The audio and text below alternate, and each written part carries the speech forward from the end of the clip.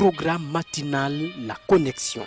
En ce temps de confusion et de panique générale, vous avez besoin de vous connecter au trône de Dieu et de maintenir la communion avec le Seigneur. Cette émission, c'est un temps de connexion divine. Gloire à Dieu, nous voulons bénir le Seigneur, baissons la tête pour la prière en ce jour. Éternel des armées, merci.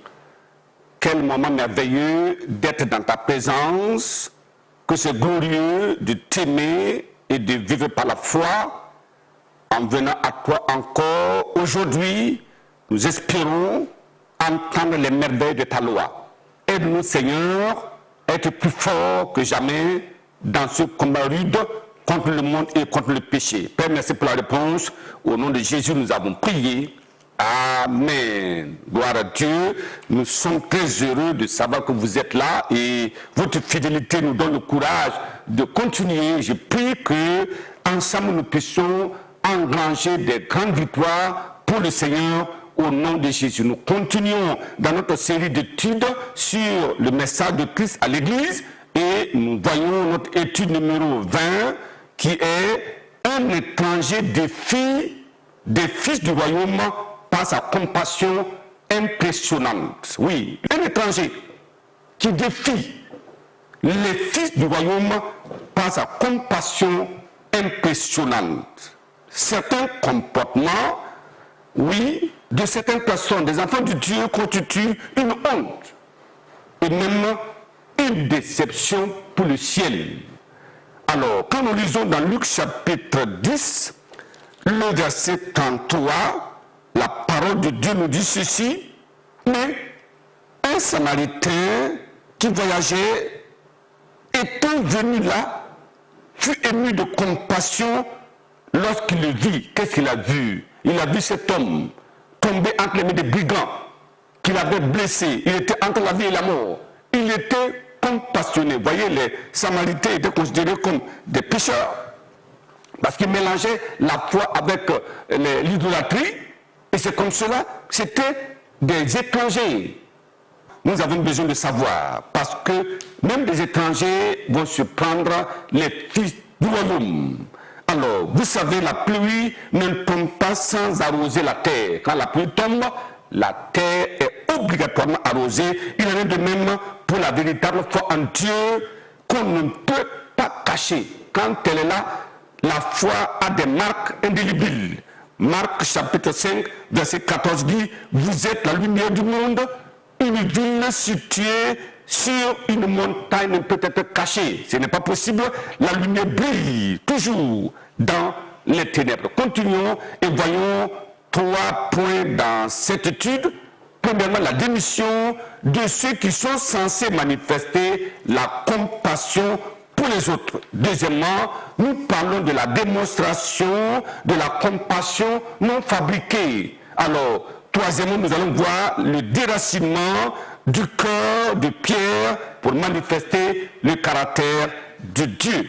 Premier point, la démission de ceux qui sont censés manifester de la compassion pour les autres. Luc chapitre 10, le verset 30, qui nous dit ceci. Alors, Jésus reprit la parole et dit, un homme descendait de Jérusalem à Jéricho.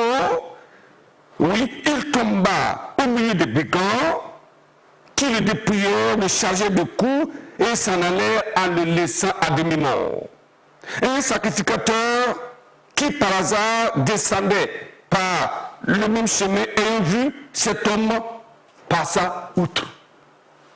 Un lévite qui arriva aussi dans ce lieu, l'ayant vu, passa outre. Voilà, c'est tellement, c'est impressionnant. Vous voyez, les sacrificateurs étaient considérés comme des hommes qui occupaient les plus hautes fonctions en Israël. Ils étaient des intermédiaires entre Dieu et les hommes et présentaient des offrandes du peuple à Dieu.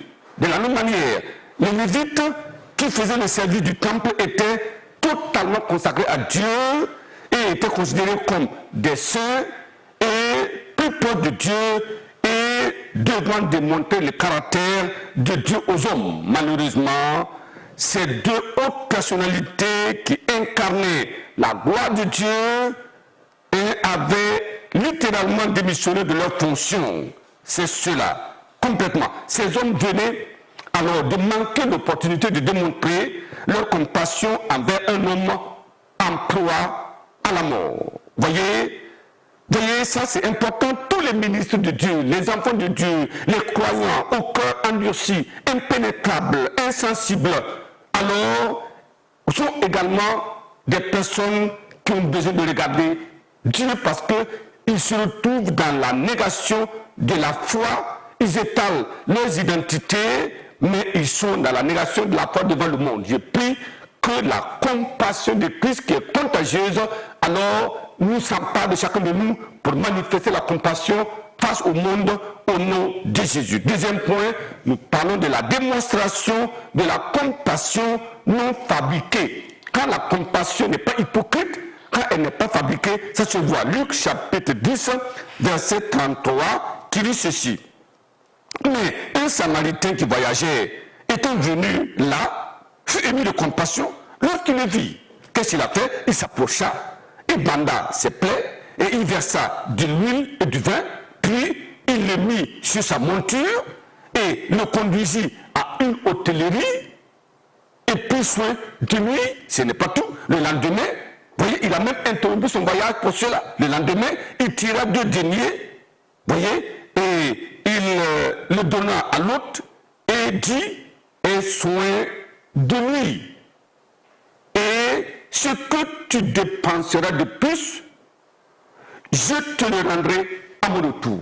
Quel amour, quelle compassion.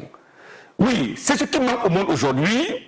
C'est cela, les hommes soi-disant de la foi ont été déprimés de la grâce qui fait jaillir la compassion des entrailles.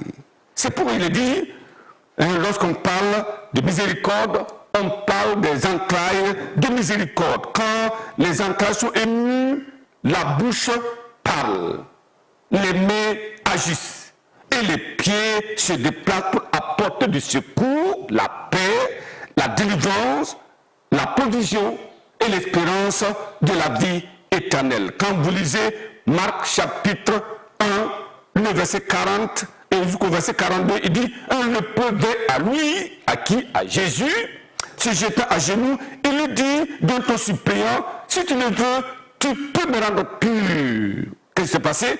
Jésus, ému de compassion, étendit la main, le toucha et dit, je le veux, sois pur.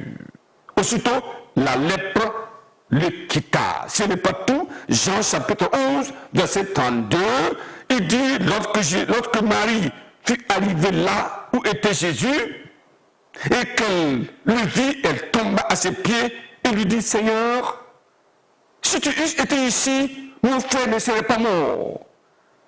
Jésus, la voyant pleurer, et elle et les Juifs qui étaient venus avec elle, frémit en son esprit et il fut tout ému. Il dit, Jésus pleura. Ça, c'est la compassion. On ne peut pas dire que nous sommes croyants, nous sommes de Dieu, et nous voyons des gens en souffrance, notre cœur est dur, comme un caillou. Ce n'est pas possible. Cela nous amène à notre troisième point, le déracinement du cœur de Pierre pour manifester le caractère de Dieu. Il y a quelque chose dans le cœur de l'homme que Dieu a besoin d'arracher. Ézéchiel chapitre 36, et nous voyons Ézéchiel chapitre 36 et le verset 25 et 26. Il dit, je répandrai sur vous une eau pure et vous serez purifiés. Je vous purifierai de toutes vos souillures et de toutes vos idoles. Ça, c'est le salut. Quand le pécheur vient se repentir de ses péchés, alors le sang, l'eau de la parole va laver ce dernier et il devient pur. Mais il dit maintenant au verset 26, je vous donnerai un cœur nouveau. C'est cela. Je mettrai en vous un esprit nouveau.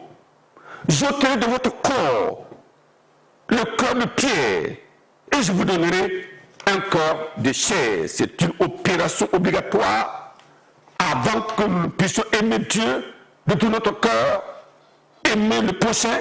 Ce n'est pas possible. Deutéronome chapitre 30, le verset 6 dit, l'Éternel, ton Dieu, circoncira ton cœur et le cœur de ta postérité, et tu aimeras l'Éternel, ton Dieu, de tout ton cœur, de toute ton âme, afin que tu vives. Quand l'intervention arrive, alors un déclic est opéré. Nous voyons maintenant les hommes avec un autre œil. Notre cœur est sensible maintenant à la souffrance du prochain, et nous disons, mais qu'est-ce que je peux faire pour l'aider? Et alors, c'est pour cela, c'est important de crier à Dieu pour la circoncision du cœur, afin que la sanctification devienne une réalité dans notre vie, afin que nous puissions aimer comme Dieu a aimé, aider comme Dieu a aidé, faire du bien comme Jésus l'a fait, pour que l'amour de Dieu soit suprême dans la vie du croyant. Nous devons subir obligatoirement une opération divine par la main de Dieu.